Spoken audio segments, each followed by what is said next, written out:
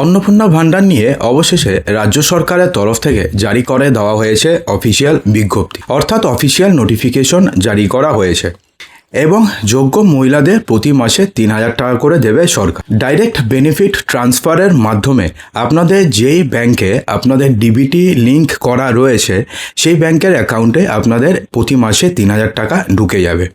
কিন্তু এখানে ব্যাপারটি হচ্ছে যে যোগ্য মহিলাদের অ্যাকাউন্টেই প্রতি মাসে 3,000 টাকা করে ক্রেডিট হবে, অযোগ্য কোনো মহিলাদের অ্যাকাউন্টে এই 3,000 ক্রেডিট হবে না। তো রাজ্য সরকারের তরফ থেকে জারি করা বিজ্ঞপ্তিতে কাদের অযোগ্য বলা হয়েছে, কারা এই 3,000 টাকা পাবেন না এবং কারা 3,000 টাকা পাবেন চলুন জেনে নিই। তবে তার পূর্বে একটা ছোট্ট রিকোয়েস্ট, ভিডিওটিকে লাইক করবেন, শেয়ার করবেন এবং আপনি কি চান যে লক্ষ্মীর ভাণ্ডারের মতন অন্নপূর্ণা ভাণ্ডারের টাকা সবাই পাক, নাকি এখানে যোগ্য অযোগ্য যেটা করেছে রাজ্য সরকার সেটা ঠিক করেছে, কমেন্ট বক্সে জানাতে ভুলবেন না।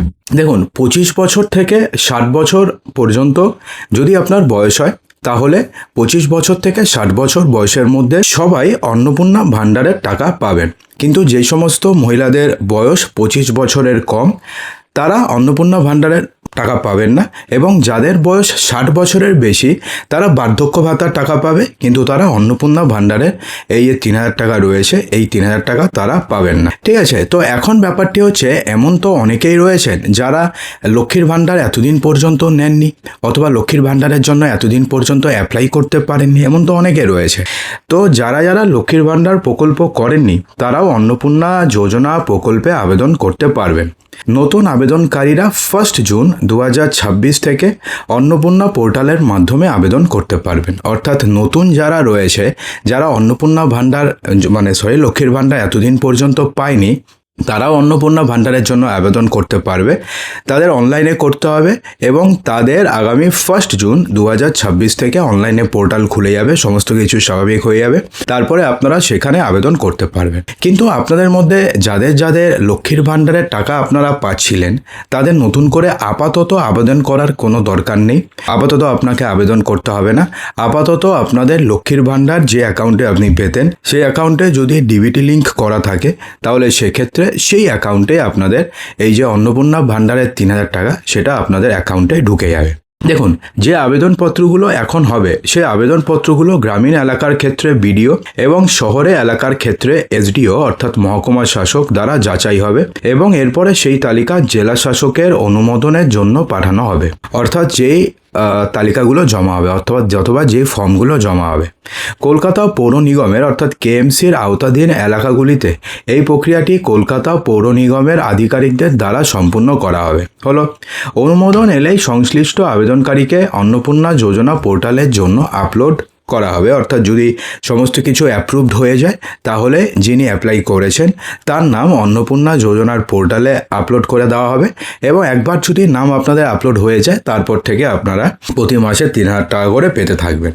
দেখুন, জেলাগুলির ক্ষেত্রে সংশ্লিষ্ট জেলা শাসকগণ এবং কলকাতা পৌর নিগম এলাকার ক্ষেত্রে কলকাতা পৌর নিগমের কমিশনার অনুমোদনকারী কর্তৃপক্ষ হিসাবে দায়িত্ব পালন করবেন।